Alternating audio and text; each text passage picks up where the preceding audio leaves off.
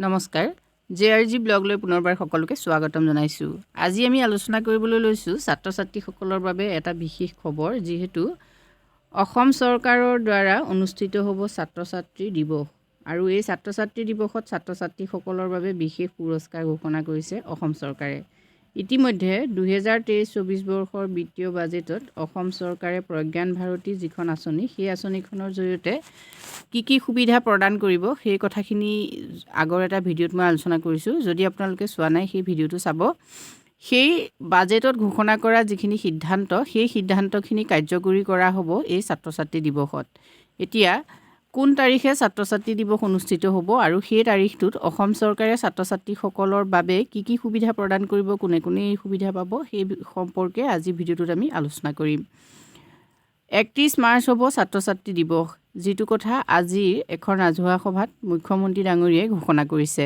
অৰ্থাৎ 31 মাৰ্চৰ দিনা উপেন ব্ৰহ্ম সোঁৱৰণী যি দিৱস অনুষ্ঠিত কৰে, সেই দিৱসটোকে ছাত্ৰ-ছাত্ৰী দিৱস হিচাপে এইবাৰ অনুষ্ঠিত কৰিব অসম চৰকাৰে। আৰু সেই দিৱসতেই প্ৰজ্ঞান ভাৰতীৰ অধীনত থকা যিবিলাক অসম চৰকাৰৰ আঁচনি আছিল, সেই আঁচনিবিলাক কাৰ্যকৰী কৰা হ'ব।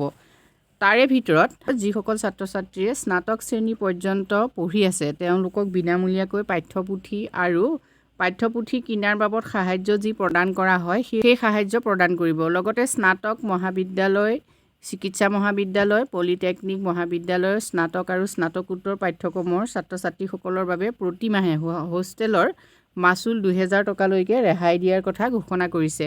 লগতে দৰিদ্ৰ সীমাৰেখাৰ তলৰ যিসকল ছাত্ৰ-ছাত্ৰী, সেই ছাত্ৰ-ছাত্ৰীসকলৰ মাচুল ৰেহাই ব্যৱস্থাও কাৰ্যকৰী কৰিব। লগতে অভিনন্দন আঁচনিৰ অধীনত শিক্ষা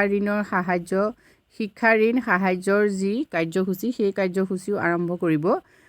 তাৰ উপৰিও স্নাতকোত্তৰ পাঠ্যক্ৰমত অধ্যয়ন কৰি থকা ছাত্ৰীসকললৈ প্ৰতি বছৰে এক যাতায়তী বানচ হিচাপে 10,000 টকা অনুদান মুকলি কৰি দিব 31 মাৰ্চৰ দিনা। ইয়াৰ লগতে ছাত্ৰীসকলৰ লগত জড়িত বিভিন্ন ধৰণৰ আঁচনি কাৰ্যকৰী কৰা হ'ব 31 মাৰ্চত। আৰু সেইকাৰণে 31 মাৰ্চটো ছাত্ৰ-ছাত্ৰী দিৱস হিচাপে চৰকাৰে অনুষ্ঠিত কৰিব বুলি ইতিমধ্যে মুখ্যমন্ত্ৰী ডাঙৰীয়াই তেওঁৰ ভাষণত ঘোষণা কৰিছে। গতিকে অসমৰ ছাত্ৰীসকলৰ বাবে এইটো নিশ্চয় ভাল খবৰ হ'ব। আজিৰ ভিডিঅ'টোত আমি এইখিনি তথ্যই আপোনালোকৰ বাবে আগবঢ়াইছোঁ। যদি ভিডিঅ'টো ভাল লাগিছে, তেতিয়াহ'লে আপোনালোকৰ ওচৰৰ সকলো ছাত্ৰ-ছাত্ৰীলৈ ভিডিঅ'টো শ্বেয়াৰ কৰিবলৈ নাপাহৰিব। ধন্যবাদ।